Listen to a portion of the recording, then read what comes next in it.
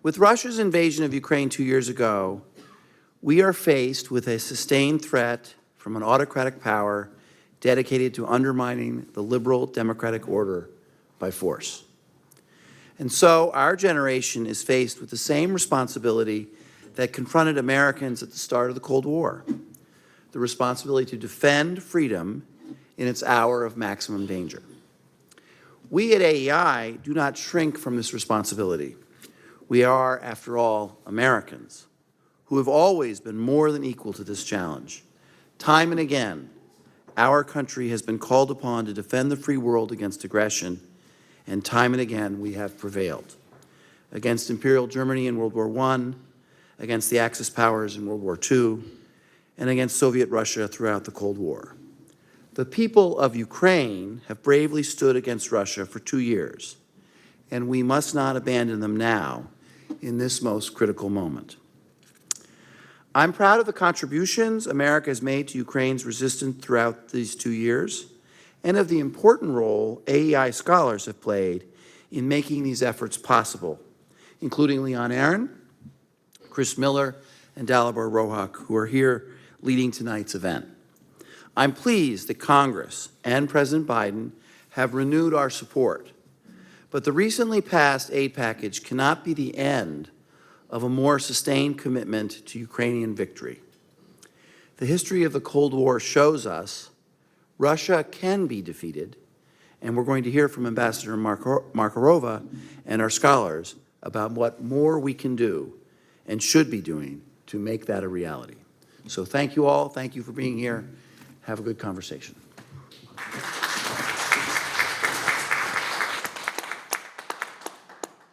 Robert, thank you, and again, warm welcome to AEI, to everyone, and also welcome to those who are watching the live stream online. My name is Dalibor Rohac, or Rohac, depending on how much emphasis you put on these Eastern European accents. And I'm a senior fellow here at AEI's Foreign and Defense Policy Department. I'm a recovering Eastern European, as you can tell from the accent, and a co-host of our Eastern Front podcast, on which we discuss security challenges that run from the Baltic Sea to the Black Sea and why those matter to the United States. I'm thrilled to moderate today's panel, which will delve somewhat more deeply into this question of what the United States and its European partners can do more to help Ukraine win this war by putting additional sand into the Kremlin's war-making machine, so to speak. To discuss this topic, we are absolutely delighted to have Ambassador Markarova with us. I'm going to introduce her. I'm going to introduce the other two panelists, and I'll just say that Ambassador Markarova served previously as Ukraine's finance minister and earlier as deputy finance minister and commissioner for investment. And I think it's worth appreciating that she was really at the center of events after Ukraine's Revolution of Dignity, when Ukraine saw much more in terms of economic and structural reforms in the couple of years that followed 2014 than it had seen in its entire current history post-1991. As minister, Ambassador Markarova was really at the center of it, leading 2 IMF programs on the Ukrainian side, leading a consolidation of Ukraine's public finances, bringing the burden of public debt to below 50% and bringing annual deficit to below 2%, which puts many Western governments to shame, I have to say. She entered public service after a number of years in the private sector. I should also say that she was educated at 2 of my favorite academic institutions, Kiev Mohila and Indiana University at Bloomington, which are both wonderful, wonderful places. So she will be joined today by AEI's own Leon Aron and Chris Miller, thanks to the marvels of modern technology. Now, Leon Aron is one of America's leading experts on contemporary Russia.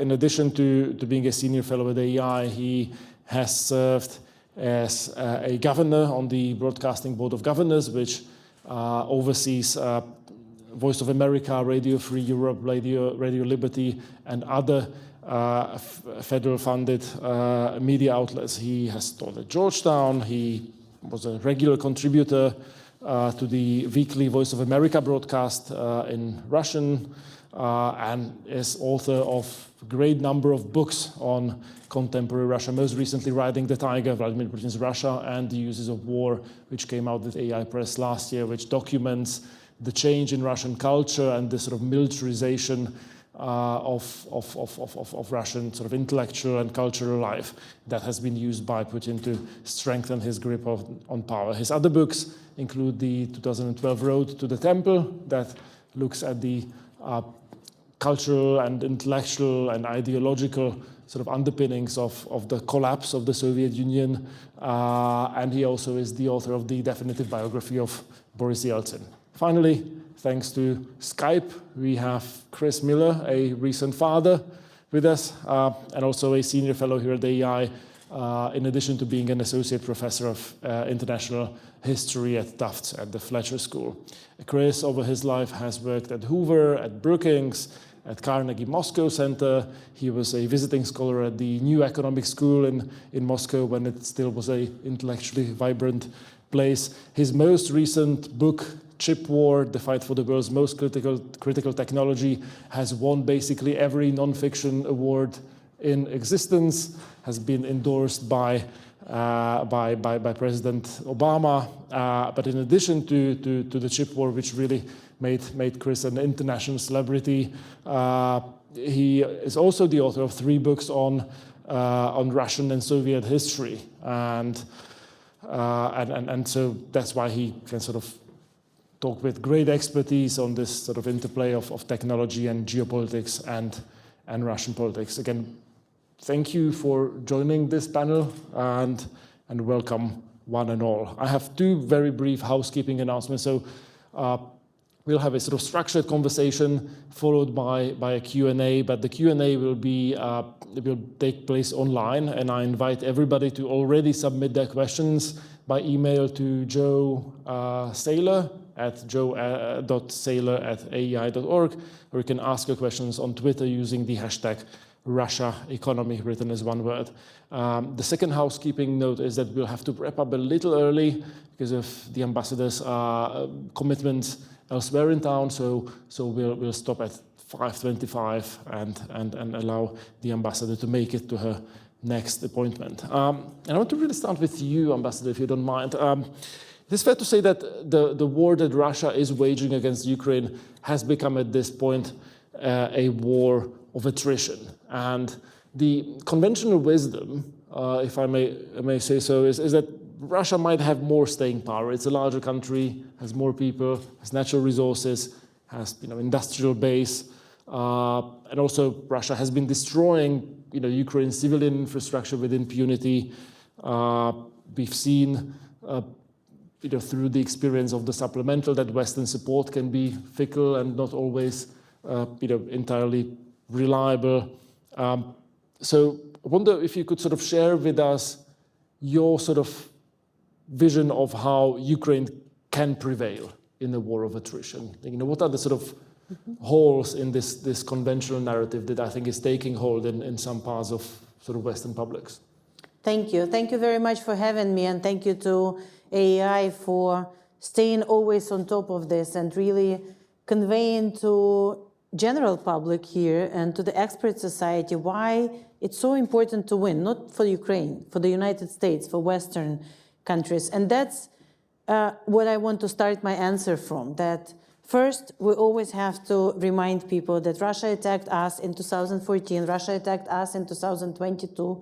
It was completely unprovoked, pure aggression, something that Russia has done before to Georgia and to so many other places. But frankly, we have Chris Miller with us, something that Russia has done for centuries as Soviet Union or Russian Empire. That's the modus operandi. Instead of developing its own country, just try to expand, try to occupy, try to use the resources and people and stay as an empire by this aggressive behavior. And the question is, before we go into how we can win, and we still believe, Ukrainians, that this war is a very winnable war, difficult but winnable war. is that we all have to win. Russia challenged not just our borders, Russia challenged all rules on which the world as we know is based.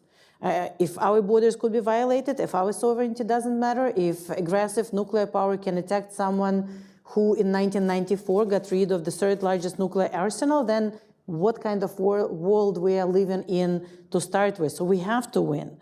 Now, second, we already are winning pretty much every type of battle that Russia tried to win in Ukraine. We didn't fall in 3 days as Russia predicted. We already liberated in 2022 half of the territory which they occupied. We already liberated the Black Sea, which they first completely controlled, occupied, tried to destroy not just our ports, but our armed forces there and prevent us from exporting anything. And now we export, already exported more than 23 million tons of everything without actually any type of deals negotiated between UN and Russia. And we can still continue doing, but you're absolutely right. We cannot continue doing it by conducting business as usual. We can only do it if we repeat what we've done in 2022 and 23 by being asymmetrical, by doubling down on what worked.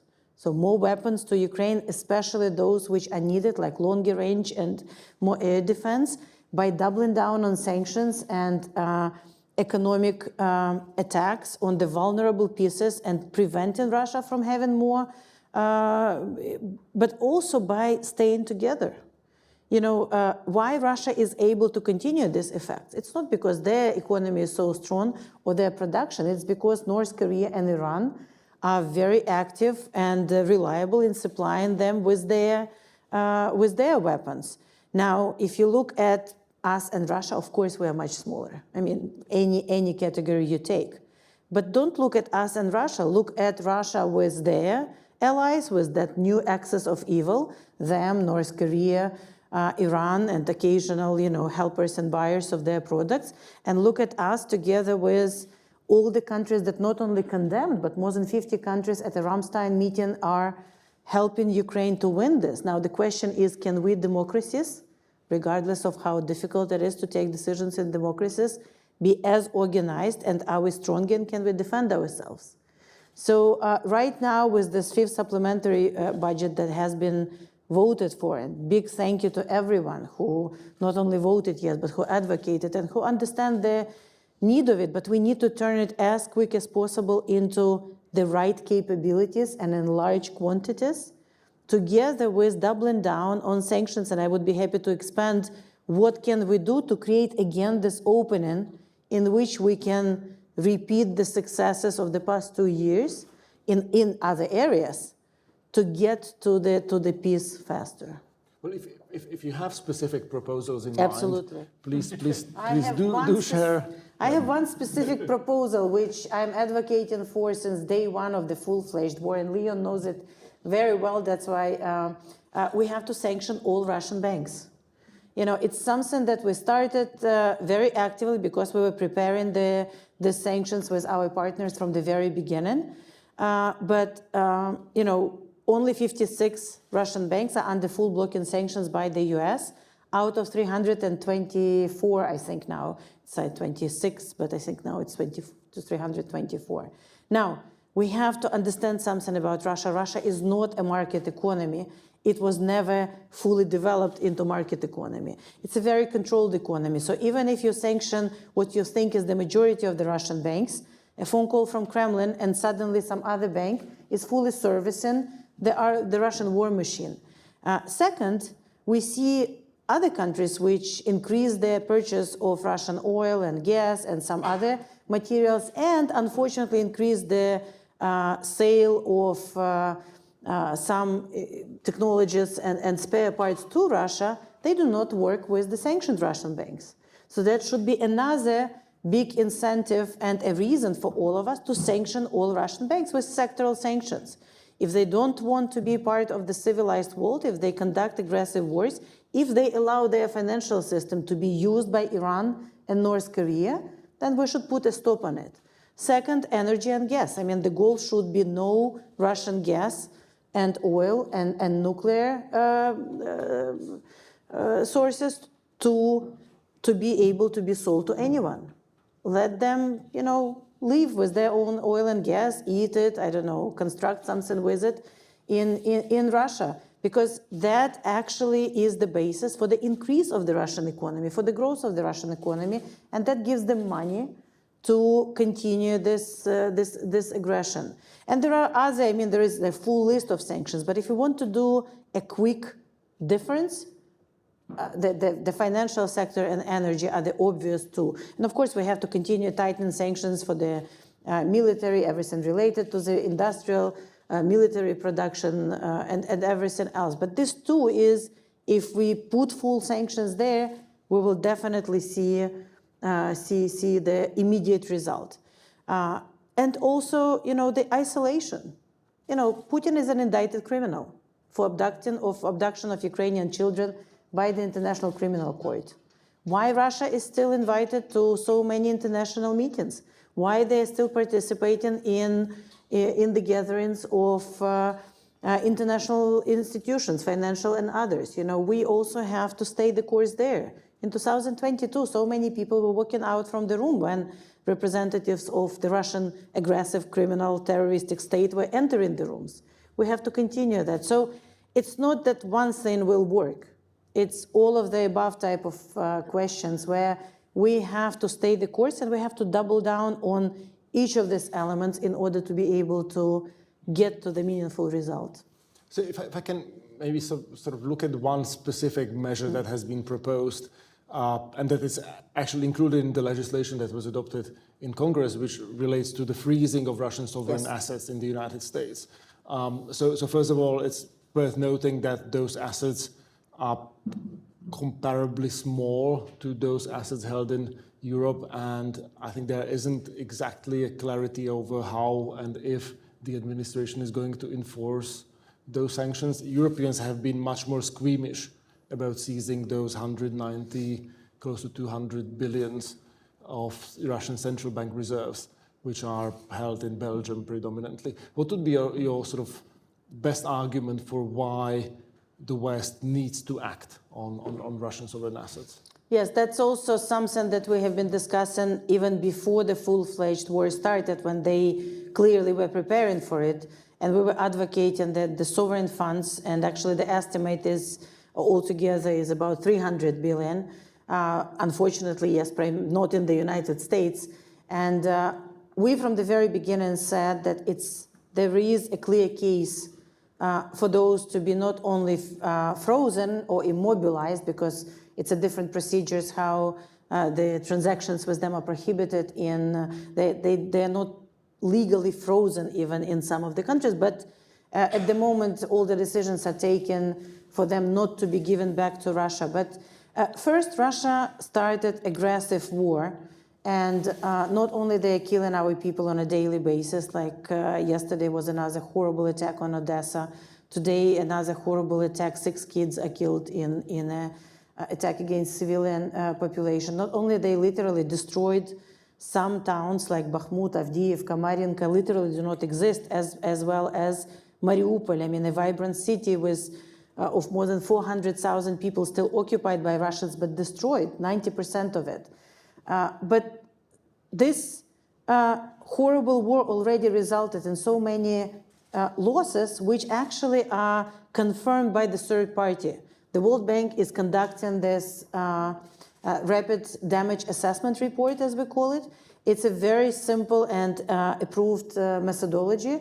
They're not even taking into account the lost businesses or the lives lost, or the destruction of Kakhovka Dam, when Russians not only blew up the dam but literally destroyed a whole environmental site, and it has a long-term damage effects, but just simple destruction of a physical buildings in Ukraine, and it already accounted to more than $386 billion. So there is a proof already of the damage directly caused by Russian attacks, of the amount which is much larger than the sovereign assets they have outside. Now, it's a basic concept of justice, that whoever inflicts the damage or whoever destroys must pay. Now, Ukraine not only started all the criminal proceedings inside Ukraine, we have more than 130,000 individual criminal cases of war crimes. We have filed lawsuits in all major international courts. Some of them, as I already said, even indicted Putin and Lvova Belova for the abduction of children.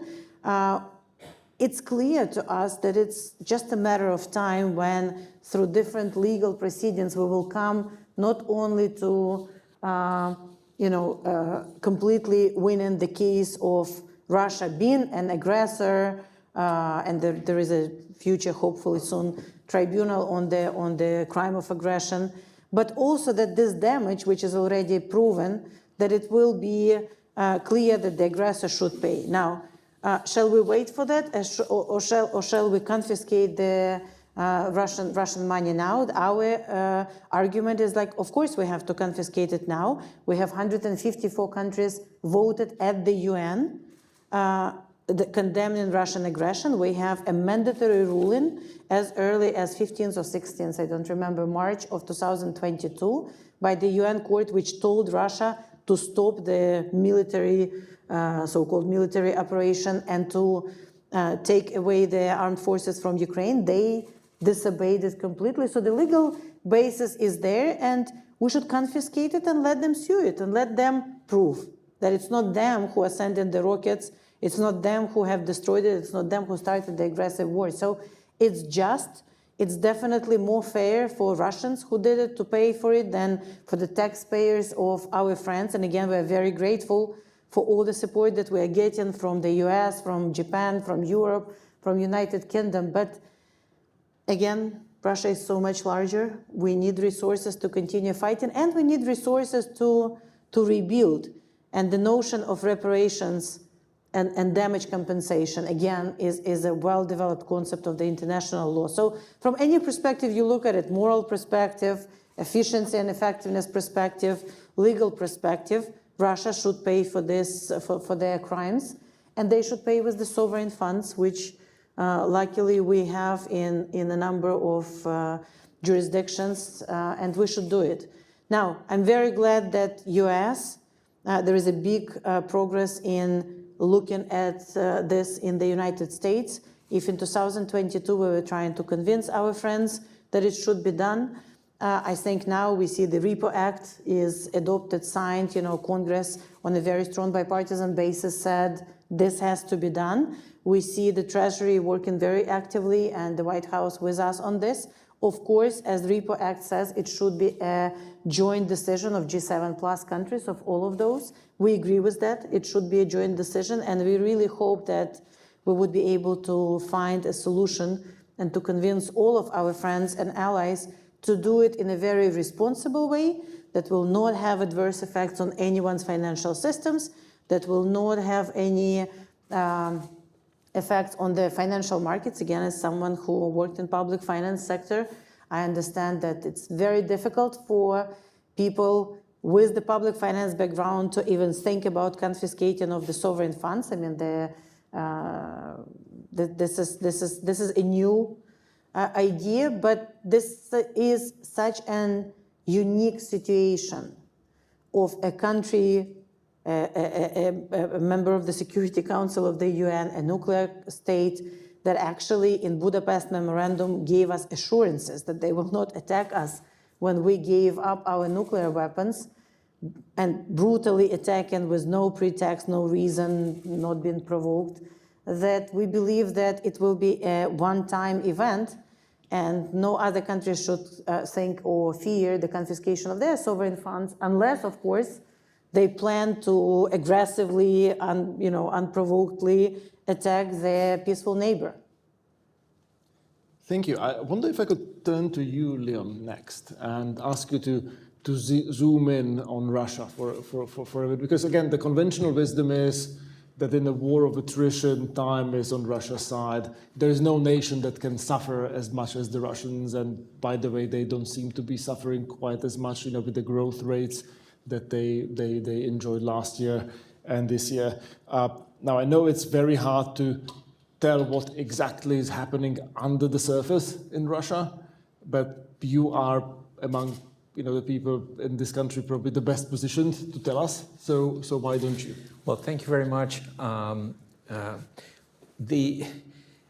Putin embarked on a marathon race. The marathon race, what he calls Dolgaya Vayna, a long war, with Ukraine and the West. And the goal here is to outweight the West and degrade Ukrainian infrastructure, army, and morale. Now, despite what Putin says, though, there is that path that he chose, the track on which he races, is not only with regard to the West and Ukraine, but it also runs through the home turf. And he is not as invulnerable as he's trying to project. As you said, to continue with your metaphor about what's happening below the surface, there is a mole that's burrowing into Kremlin's stores of men and money. And it's doing its daily. Let me just give you just a few facts about why I think that path that Putin is not that broad as he's trying to project. It's getting tighter every day. Russia's immediate operation, the war itself, costs Putin $300 million a day. That's about, on the annual basis, it's about $109 billion. At the same time, every day, oil and gas, primarily oil, brings in $272 million a day on the annual basis of about $99 billion profit. So the actual war, the operational war, the war in the trenches, is almost, not quite, but almost covered by oil and gas. But that's not everything that Russia spends. There are if you look at the even open data, financial ministry, you'll see that there are innumerable parts of the Russian budget that contribute to the war. We estimate at least $160 billion in addition to what I just said. And so there is about $100 billion a difference between what the oil brings in and what Russia spends on this war. It's covered by taxes. It's covered by excise taxes, import taxes, sales taxes, NDS, which is Russian equivalent of VAT, mineral tax. But that is also not enough because last year, Putin had done two things, did two things that we know he loathed to do, which is dip into the National Welfare Fund to the tune of $37 billion and raised personal income tax, which is a very touchy issue in Russia. And so as this is going on, the civilian economy is being completely depressed by a 16% crime rate, and by the fact that it's losing all its best minds and hands to the military-industrial complex that pays much higher salaries. Also, lots of people were drafted and lots of people emigrated. So you have a situation, again, I'm giving sort of a more forward-looking global picture. You have a situation where, on the one hand, Putin is throwing trillions of dollars at the military-industrial complex. He pays soldiers and regular salaries, but also astronomical amounts for sign-up bonuses. And in a country where the median income is, monthly income is between $550 and $700, the sign-up bonus is could go all the way up to $10,000, and the payout to the families of the killed soldiers could reach $54,000.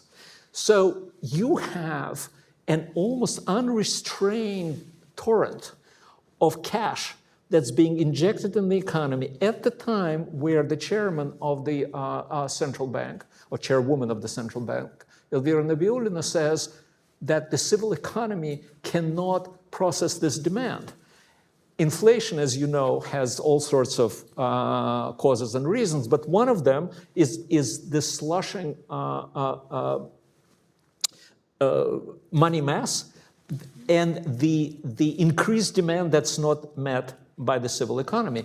So you have the official rate, inflation rate of about 7.5%, but it's been estimated that since the beginning of the war, 2 years ago, and a few months ago, the prices on key food staples, eggs, bread, sugar, chicken, which most Russians eat, maybe outside some fancy areas of Moscow and St. Petersburg, went up to 24%. So things are not as smooth. Let me just mention one thing: the Western sanctions. I think it's convenient, certainly in my case, to think of the Western sanctions. It's not a bomb. It's rather, imagine the Russia at war as a patient that's hooked to two oxygen hoses. One brings the oil money, and the other brings technologies and dual-use products for them to fight the war.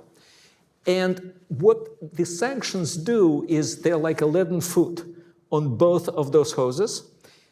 We will not be able to completely block the flow of oxygen, but we are constricting it slowly with the idea of slowly degrading the economy and inconveniencing the people.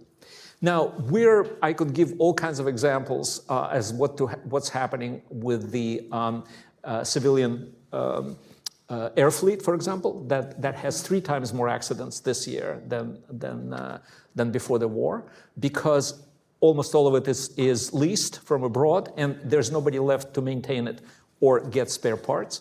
I'm sure Chris will tell you about microchips, but last summer, for the first time since the end of the Soviet Union, there were shortages of gasoline and diesel fuel, largely because there's de facto price control. And all of those trends that I just mentioned show that this mold that's burrowing into the Russian society and economy is very much there, and it's working very hard. Thank you. Chris, you've been very patient staring at your computer screen, so can just close the browser with the Daily Mail website and I'm going to ask you about the 2 papers that you did for AEI recently. One on semiconductor sector in Russia and its role in the war-making machine that Putin is running, and the other one on the sort of splintering of the world's oil markets as a result of the sanctions regime. Feel free to give us a flavor of both of those papers and the main arguments and practical policy ramifications. And also, please feel free to react to anything that's been said thus far. Well, thank you very much for the invitation to join, and thanks to the ambassador for taking the time to share her thoughts with us. I think actually the opening of our conversation, looking at Russia and its ties with its partners and supporters like Iran, like North Korea, but also like China, is really quite important in understanding where the sanctions have underperformed and why. And in my analysis, both of the changes in the oil market, but also I think even more importantly, in the changes in the semiconductor trade system that Russia benefits from. You find that in most of the ways that Russia's been able to backfill or find alternative sources of supply and try to evade sanctions is because it's done so in extraordinarily close partnership with China.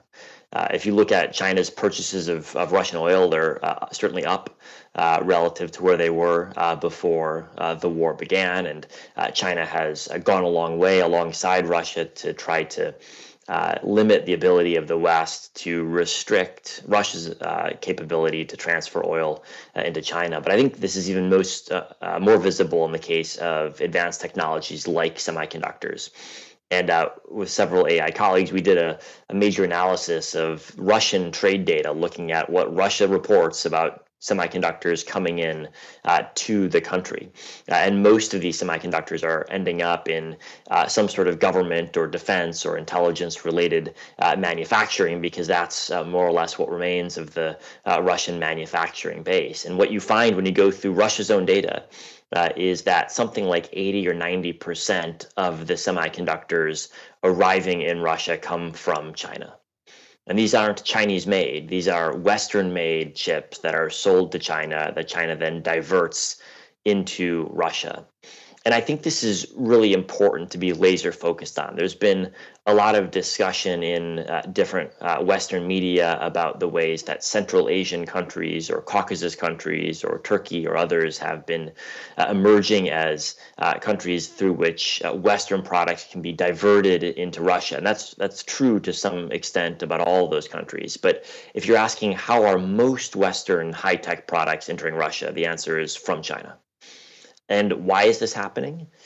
One interpretation is that China is simply turning a blind eye and letting its companies export all of these prohibited semiconductors, prohibited by US law, European law, and the laws of other Western powers to enter Russia. But it seems to me implausible that the Chinese government is unaware. And in fact, when you listen to what President Putin and President Xi talk about when they meet, they talk about reinforcing their industrial supply chain cooperation.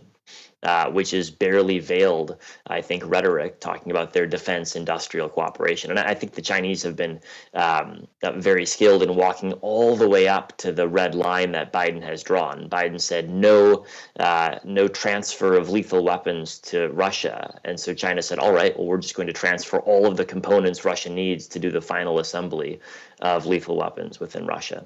And so I think when we look at our sanctions regime and ways to tighten it, and I agree with the ambassador's suggestions of ways for tightening, I think part of the story is about what the West needs to do vis-a-vis Russia, but I think a big part of the story is about what the West needs to do vis-a-vis China, because the big takeaway, I think, of the last 2 years is that the Russian, the Iranian, the North Korean, but also critically the Chinese defense industrial bases have become increasingly fused, not completely, but far more so than they were several years ago. And so if you want to ask the question of why is it that Russian defense industrial production has been, I think, more resilient than we'd expected or certainly hoped, I think a major portion of the answer is because they've been able to turn to Chinese suppliers across almost every single product category that they need to buy. And the Chinese suppliers are not supplying them, in most cases, Chinese goods. They're supplying them Western goods that are transiting through China, in most cases in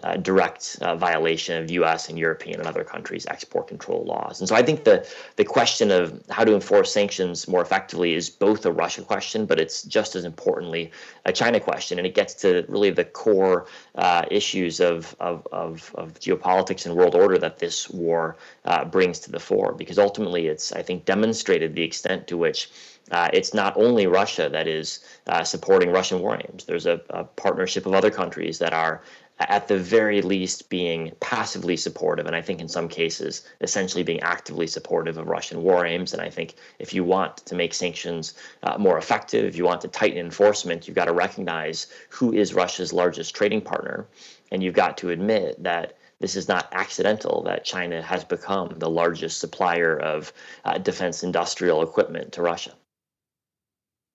Just follow up quickly with two questions. One, if you could tell us a little bit about what sort of leverage does the collective West have over the Chinese? And President Xi is traveling to Paris, I think, next week.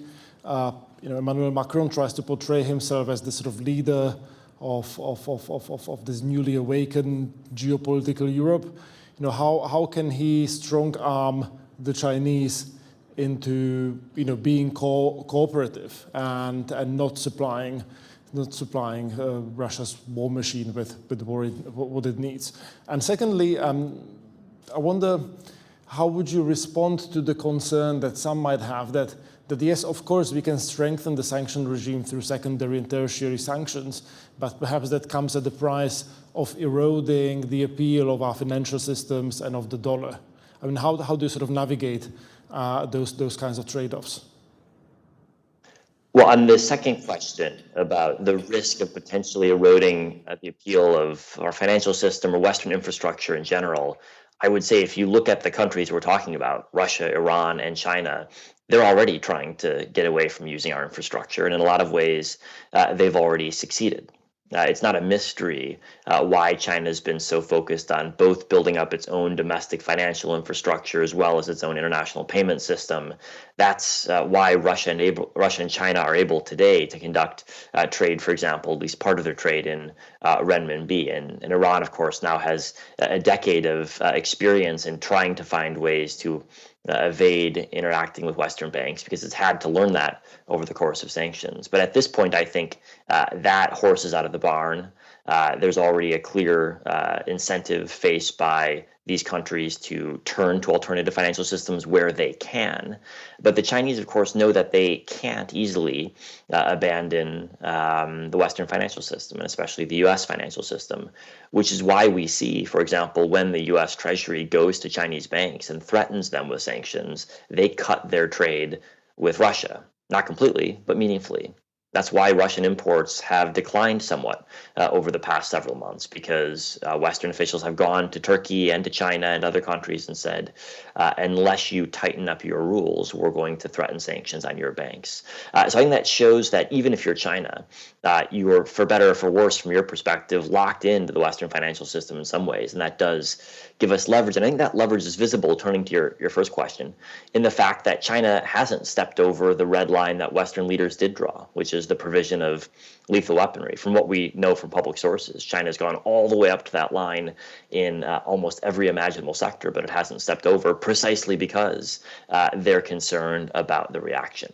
Now, should we have drawn the line at the provision of lethal weaponry rather than providing critical components for lethal weaponry? I think probably we were foolish in letting the Chinese go that far. But the fact that they stopped there does suggest that the U.S. and Europe have leverage. I think if you put yourself in or if you ask about the role of President Macron or our other European friends, the challenge the Europeans face, of course, is that they're afraid that creating tension with China is not in their interests. And I think if you turn to Chancellor Scholz's visit to Beijing not so long ago, you found very little evidence at all that the Germans were putting pressure on China to cut component supplies to Russia, because Scholz is afraid of potential backlash from China if he does so. And that's why the U.S. role is so critical, because I don't think the West is going to succeed in pressuring China to cut its supply of defense industrial components to Russia unless the U.S. is leading that charge and bringing real threats to the table. I would like to perhaps ask you about how the Ukrainians themselves are thinking about the China question, given China's role in supplying Russia, and also given the centrality of China in the foreign policy conversation in the United States, where, especially going forward, I think there'll be a great deal of importance attached to whether America's allies and partners are having business dealings with China, sharing common technology platforms, and so on and so forth. I know that Ukraine is in the middle of a shooting war with Russia, but to what extent is this being sort of discussed, thought about, and if you have any sort of Ukrainian perspective on the matter, I think that would be most helpful. No, absolutely. First of all, I think we clearly differentiate between active participants of the war, like Russia, Belarus, Iran, and North Korea, and China, which clearly we see how they're buying so much more now and supplying Russia with a lot, but not, thank God, yet participating directly in the war effort. And on the one hand, everything sanctions, and they only will be effective, as Chris rightfully said, if we will not only sanction Russian banks and Russian companies, but if the export controls will go all the way, will stop after, will only work in our countries where we actually adhere to all the export controls, and then will not work, and then through China or through other countries. Unfortunately, it's not only China, it's a number of other countries that on the way to Russia, at the final stages of this sales, make it possible to do it. Now, on the other hand, as you know, we have the President Zelensky peace formula, where we're trying to get as many countries out of all this 154 that condemned Russian aggression at the UN level to participate in discussing what a viable diplomatic path to peace would be, but to real peace, to just and lasting peace, not to, what Ukraine have to give up, or how many territories we have to concede, or how nicely we have to die in order to peace to come back, but real, meaningful, just and lasting peace based on the UN resolution. And to us to get all countries to participate, including the Global South, including China, is very important. Because again, all the countries that are members of the UN, they all say that territorial integrity is important to them, that sovereignty is important to them, and everything else. And on the basis of this, we should be able with, on the one hand, sticks, with sanctions and isolation and punishment for violating of the rules, but on the other hand, in talking some sense and kind of appealing to what people signed when they joined United Nations or co-founded United Nations, to move together. And it's a very, delicate path. But just to be clear, it's very clear to us that this is not just existential war for our homes and for our territory and for our people, but also for the values of democracy, freedom, European values, and those are definitely opposite from the Marxists, communists, or whatever values, and from the prison from which we all, not just running, but generations of Ukrainians fought to be deoccupied, to free ourselves from the Soviet prison, and we definitely do not intend to build or join the communist or the quasi-communist ideas in the future. So it's very clear. It also strikes me that what hinges on the outcome of this war is also the future course of Russia and Russian politics. And Leon, if you don't mind me asking you, it is commonly assumed that after military defeat and humiliation, conditions might be set in Russia for liberalization, and many sort of historic examples are used to sort of buttress that claim. Is that your expectation in this particular war as well? Well, Russians forgive a lot of things, but generally they don't forgive military defeats. I mean, we've seen it with Nicholas I in the First Crimean War. There is usually a regime change that comes with a clear defeat. That war, we saw essentially the establishment of the constitutional monarchy after Russia lost to Japan in 1905, the first Russian Revolution.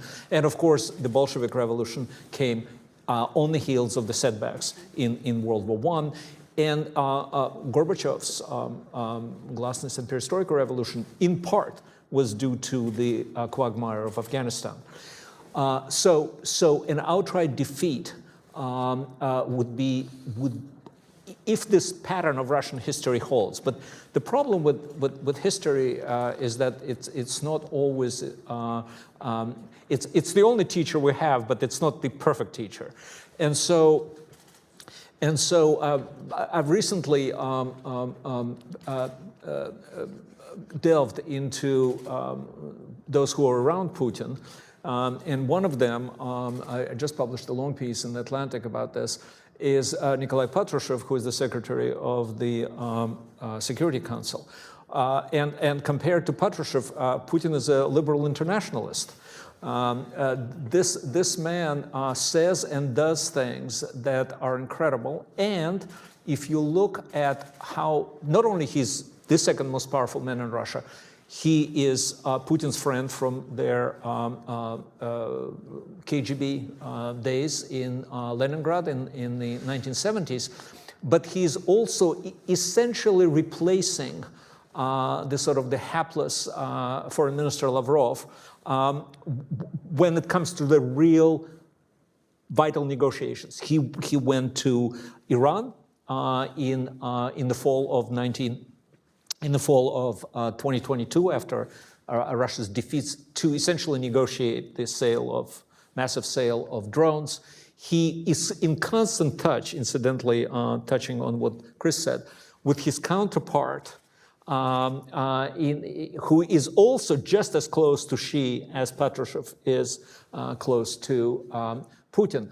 And so all of this is to say that I mean, I hope this pattern holds, and incidentally, Patrushev is a year older than Putin. But the problem is that I can't recall, short of Ivan the Terrible's Attrition, where the security services, the secret police, have to such an extent degraded all other institutions in the society. When you look at, the death of Stalin, yes, the MGB and KVD were the key institutions, but they were not monopolizing everything else. And therefore, Stalin dies, and then you have Khrushchev, Malenkov, and Molotov, who managed to essentially bump off Lavrentiy Beria, who was in charge of secret police. The more I look at Russia today, the more depressed I become, because if after Stalin's death you could say, well, who was there was the party, and there was the foreign ministry, and there was the government. If I ask anybody, who is the head of the government in Russia today? Spoilers alert, it's the guy by the name of Mishustin. Or if I ask you, who is the chairman of the leading pro-government party? I don't think anybody, and I don't want you to know, because they don't matter. So this is a very precarious situation. I'm afraid that even in the defeat or in Putin's departure, it's going to be a very dicey situation.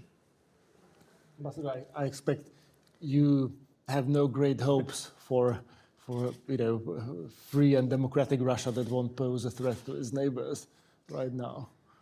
Well, frankly, because even after we win, and we always say it because we focus on that, and that's the goal, to win, but we know that Russia is not going to disappear from our border, so nobody is as interested in normal Russia as us in Ukraine, although at the moment it's almost impossible or very difficult to even think about that, especially after what we have seen in Bucha and in other places, and what we see on a daily basis on our cities and on the front lines. But, first of all, we have to remember that Russia as an empire or neo-empire still holds so many captive nations inside.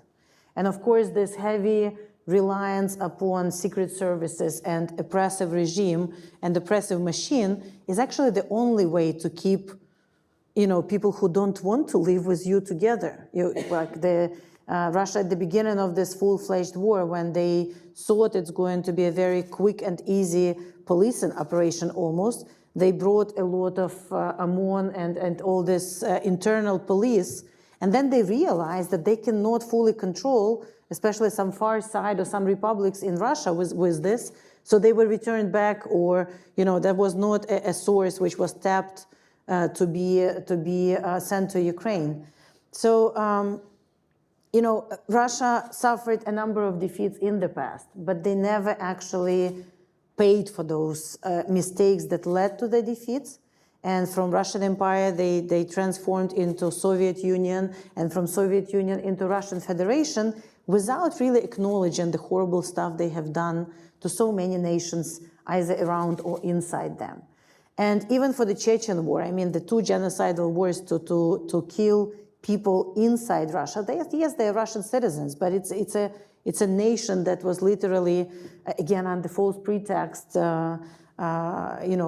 killed in such a massive numbers inside Russia. So Ukraine's victory and Russia's defeat, I think, is the only chance for Russian people, for normal Russian people, to have a chance to rebuild their country into something better, whether it's democratic or, it's up to the Russian people to decide. Again, it's not up to us, but to do the lessons learned, to acknowledge what they've done, and to move forward with something that they can build for their own people. I mean, this massive number that Leon just said, that they are spending every day to kill Ukrainians. All those amounts of money could be spent to improve roads in Russia or to construct new housing or everything. Russia has horrible problems with that. I mean, and instead of directing this money into doing something for the Russian citizens, they simply spend it on killing neighbors whose only fault is that we don't want to be called Russians, we don't want to be occupied by Russians. All we ever wanted to live peacefully in our own country, to elect our own government, to change it on a regular basis. That's it. There was nothing that actually was a threat to Russia in Ukraine. And of course, we never intended to attack them. I mean, that's even ridiculous to think about it. You can just look at the map. So yes, I mean, I think it's impossible for Russia to get rid of this imperialistic and completely aggressive behavior, which leads to the decline of Russia itself.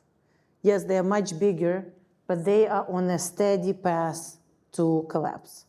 The economy much stronger, larger, with the help and increased trade with China and other partners. Of course, they can sustain it for quite a long time, but not indefinitely. Without Western technologies, without cooperation, without normal education, without communicating with the world, without all of this, there is no way they can sustain this effort forever. The question is, every day we're losing the best of us.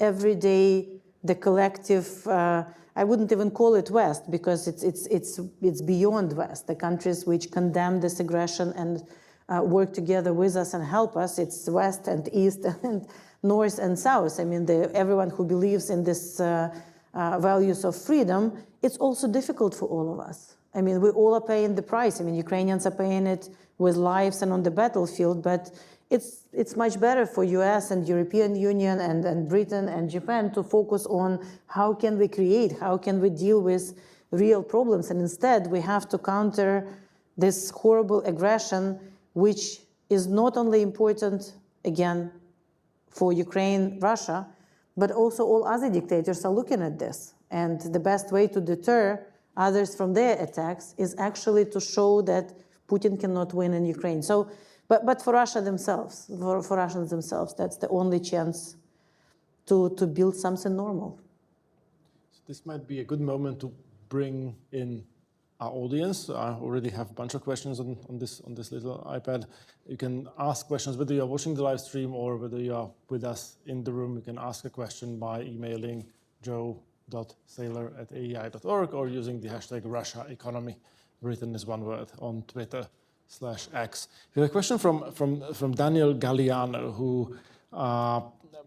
in reference to the parallel made by Robert Doar in his opening remarks between the current situation and the Cold War, is asking, to what extent is the current conflict between the collective West and Russia similar and different from the Cold War, and how it should inform our strategy?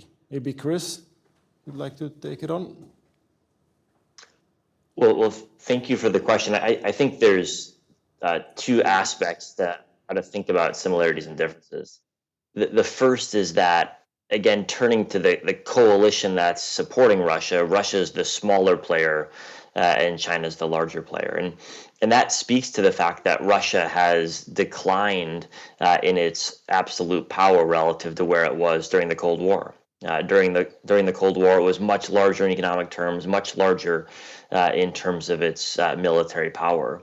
And today, as a result, it is one of several players on the world stage rather than one of two superpowers. And so I think keeping Russia in perspective is important because it does get back to the weaknesses that we've discussed that Russia does face. And if Russia faced weaknesses during the Cold War, during the Soviet period, it certainly faces even more significant weaknesses now, given that its scale is much less significant than it was during the Cold War. I think that's answer number one. Answer number two is more complex, and that's that over the past 20 or so years, 30 or so years, we've let Russia become integrated into the world economy in a number of different ways, selling oil and natural gas and other minerals, letting Russians access the Western financial system. And this has made it more complex than during the Cold War when we tried to put economic pressure on Russia. It's given us new levers to do so, but it's also created costs in the West for taking these types of steps. And that's made managing the domestic politics in Europe, most importantly, but also in the US and other countries, of imposing sanctions much more tricky. And I think it explains part of the reason why, as the ambassador mentioned, it's still not the case that every Russian bank is under sanction today, even though they probably all should be. That's partly a story of the fact that we erred, I think, in letting Russia become so integrated, and therefore we're paying the price as we try to impose costs on Russia right now. And I think that holds really important lessons for the future. We've obviously got to deal with that dilemma today, but we've also got to think through what that means for how we deal with Russia in the long term, because the strategy of trying to let them into our system and hope that they would become more amenable to our interests and our values clearly didn't work. And that's a lesson that I think holds important conclusions for Russia, but also for other countries where we've tried and often failed to pursue the same strategy. Yes, one thing that's been bothering me for quite a while is the difference between the leadership. And it's funny, I mean, I never thought that I would be nostalgic for the Politburo, but through the early, until Gorbachev, they were all World War II veterans. And the mantra was "Лишь бы не было войны," anything but not a war. They had their nuclear weapons, they had their ideology, they were secure in their ideology, they were secure inside Russia itself, domestically. None of this is the case. This is the generation, essentially Russia is ruled by the former KGB colonels, who came to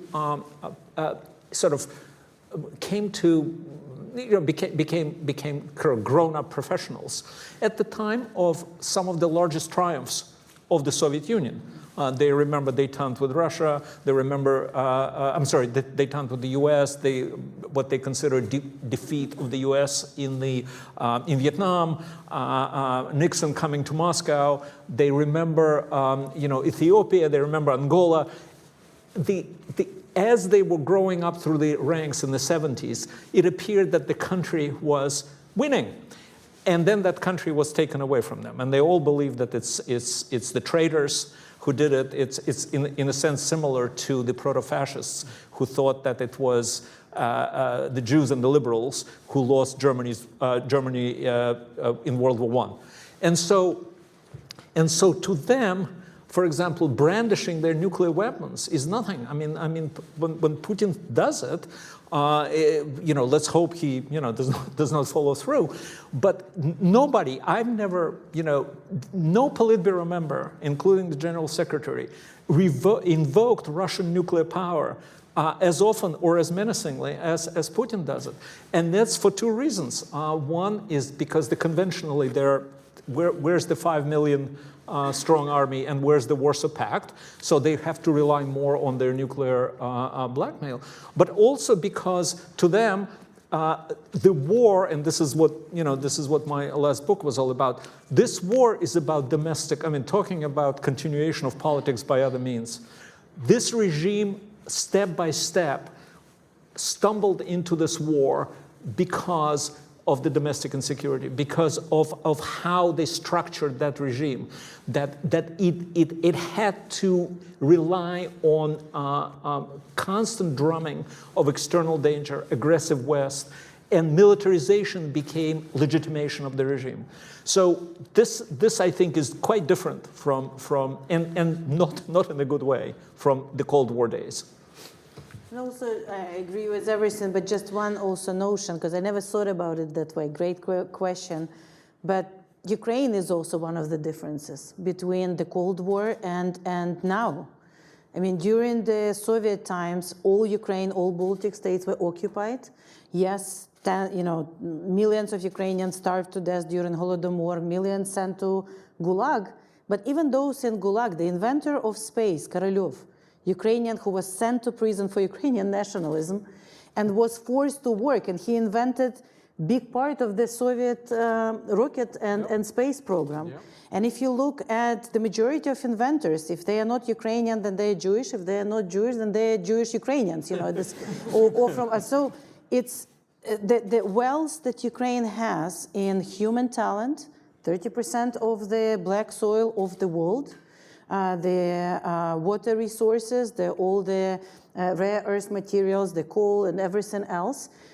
During the Soviet time, that all was occupied and that all worked for the Soviet machine, not to mention the food. I mean, from being breadbasket of Europe, we turned the breadbasket of Soviet Union, and then it was used as a carrot, because it was our engineers, our food that was sent to so many countries, not only in Africa, but Middle East and others. So the fact that Ukraine is now not only fighting for our independence, but that's also a big resource which Russia cannot use against other countries, which during the Cold War it did use. I have another question from the same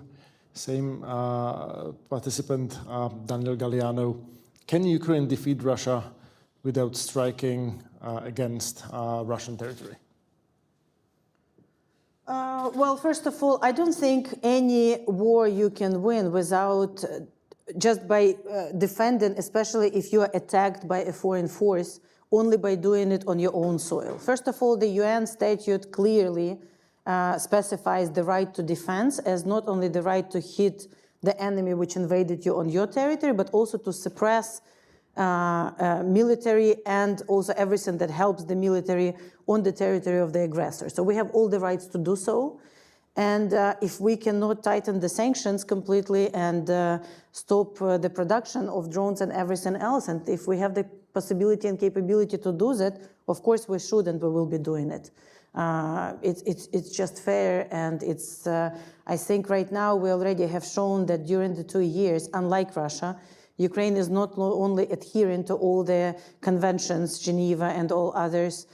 We do not strike any residential areas in Russia. We do not torture or do anything bad with the Russian prisoners of war like Russia does. And we will continue to adhere to all the human rights and, again, all the conventions. But we have all the rights to do so. And again, let's, it's the war of choice for Russia. They can end this war in 5 minutes. Putin tells them to stop and get out from our country. That's the end of the war. Yes, we will continue fighting for the justice, everything else, reparations, but we never intended to attack Russia, and we do not intend to attack it. We just want to get to the borders and liberate our people and our land. So if they don't want to be targeted or killed in any way, it's a very simple recipe. They have to stop the aggression and get out from our country. So a three-part question, probably best directed at Leon initially, but whoever wants to weigh in can, from Roger Barris. So first part, what is the best estimate we have on casualties? And I think he means Russian casualties. Mm-hmm. Secondly, despite the reputation of Russia as being able to absorb an unlimited amount of losses, the USSR was forced out of Afghanistan quite quickly and effectively. Why hasn't a similar or higher level of casualties had the same effect today? And thirdly, shouldn't Ukrainians switch to a more defensive posture to bleed Russia out, so to speak? in a way that would sort of put in motion this. Thanks for the question. When I talked about the mole of the war digging under Russia, I concentrated mostly on the money because that's the key to the war. But there's a horrendous loss of lives.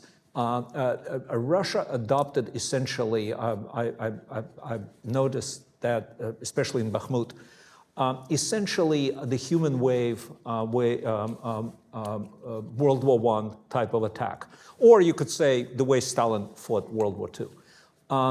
The best we could estimate is that the amount of casualties, the rate of casualties in Russia war is about 37%, and that's similar to what the British losses were during World War I. That's the same rate of casualties. The estimate is that Russia loses 50,000 men every half a year, wounded or killed. And that's why Putin needs constantly to provide cannon fodder. That's why some of Russian colonies, penal colonies and prisons are empty, because the prisoners are being drafted. Those who don't agree get additional years in jail or in the colony.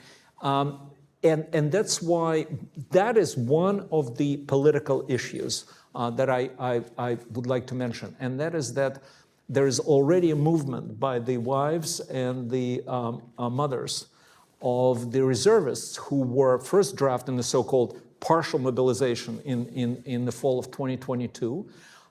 They are not rotated, let alone allowed to leave. And essentially, when the women asked the Ministry of Defense, when will we get them back? They said, well, either when they're killed or when we win the war. And so there is a movement now, and there's a Telegram channel actually, as everything now is on the Telegram channel.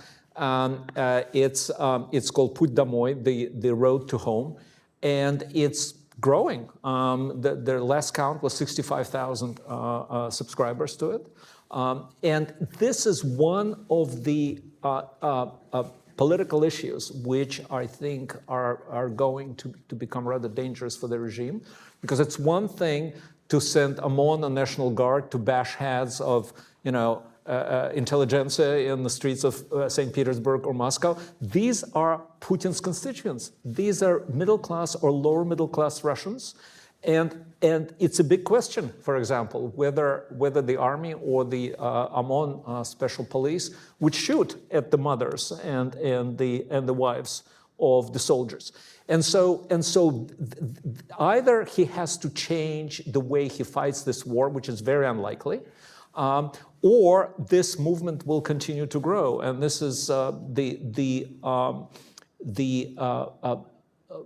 the moment, the human losses in the front, in the trenches, are absolutely horrendous. I don't want to, scare you with the stories that we hear about how the soldiers are treated, how the wounded are not really sent back, but just either let die or patched up and sent back to the front. The punishments and how the discipline is, this is all essentially goes back to Stalin's Strafbat, the penal battalions. And so this is a growing, I think, vulnerability. Now, Russia does have, the population is large, but if they didn't have to, if they had enough, Putin would not have pardoned Satanists and cannibals and rapists and murderers after half a year in Ukraine, after they were being drafted. So clearly there is a big problem there, and I think it could become a political issue. We did promise the ambassador to wrap up 5 minutes ahead of schedule to allow her to get to her next appointment, and I'm going to honor that promise. So while we could have continued with this riveting conversation for far longer. I want to thank Ambassador Markarova and Aron and Chris Miller for joining me today on this panel. It's been a great pleasure. Thank you all. Thank you.